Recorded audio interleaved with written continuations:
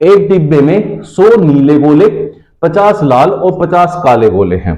100 नीले हैं, 50 लाल है, ये ब्लू है, ये रेड है और 50 काले हैं, 50 यहां ब्लैक है। ठीक है भाई। अब उसने कहा 25% नीले गोले, 25% नीले गोले। देखिए 100 का 25% तो 25 ही होता है ये, और 50% होता है किसी भी संख्या का आधा। 50% लाल गोले, लाल गोलों का 50% मतलब 25, क्योंकि इसका आधा 25 होगा।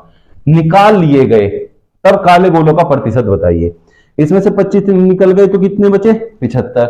इसमें से 25 चले गए तो यहां कितने बचे? 25। और 50 हमारे पास है ब्लैक, तो टोटल हमारे पास 150 है। टोटल क्यों चाहिए? क्योंकि उसने काले गोलों का प्रतिशत पूछा है। जिसका प्रतिशत पूछता है वो ऊपर, टोटल नीचे, तो इसलिए टोटल चाहिए था। अब किसका पूछा है? काले गोलों का।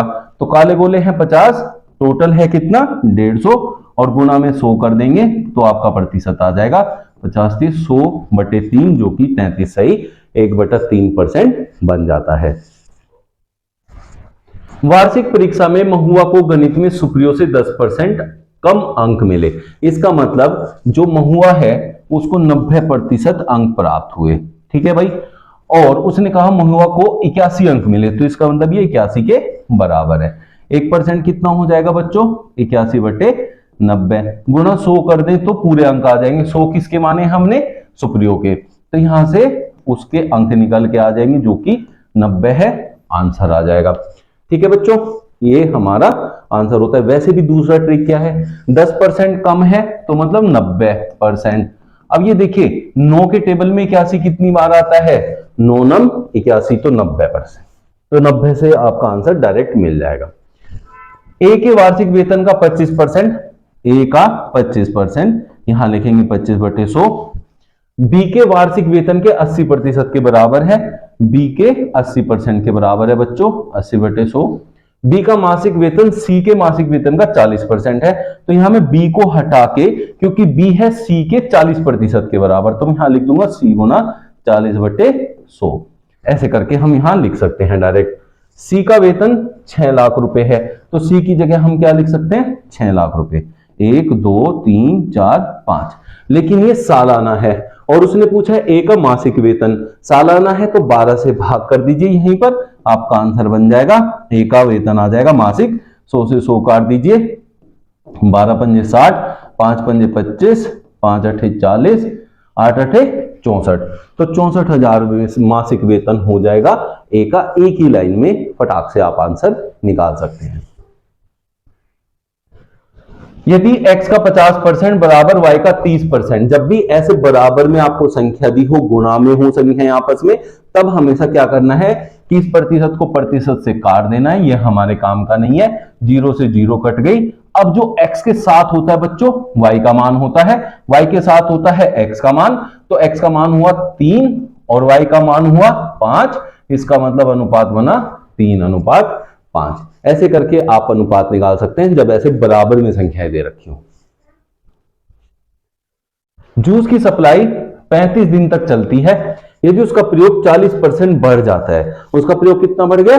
40%, तो जूस की उतनी ही मात्रा कितने दिनों तक चलेगी?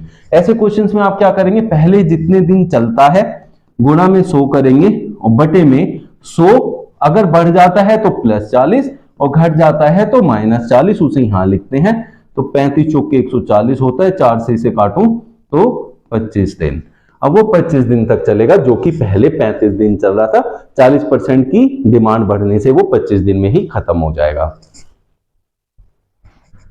ए का 60% बराबर बी का 30%, बी बराबर सी का 40% और सी बराबर ए का x%। तो ऐसे क्वेश्चंस में क्या करते हैं? इसको लिखते हैं ए का 60% बराबर, यहां देखिए बी का 30%, यहां लिखेंगे 30% किसका? बी का, तो इन गुणा बी कर लेंगे। लेकिन इस बी को ना लिख के इसकी जगह क्या लिखेंगे? क्योंकि बी का मान है बराबर सी गुना 40, तो 40% किसका? गुणा में सी। लेकिन सी भी नहीं लिखेंगे क्योंकि उसने कहा सी बराबर ए का x%, तो ए का x%, x/100। ए से ए कट जाएगा, 100 से 100 कट जाएगा, और ये 30 दूनी 60 हो जाएगा, 2 से ये आपका बन जाएगा 20। ठीक है, 20 पंजे 100। अब इन दोनों की गुणा करेंगे, 500 इधर आ जाएगा तो उधर बचेगा x, मान आ गया 500, ऑप्शन 2। ऐसे क्वेश्चंस में सिंपली ऐसे आप सोल्व करेंगे।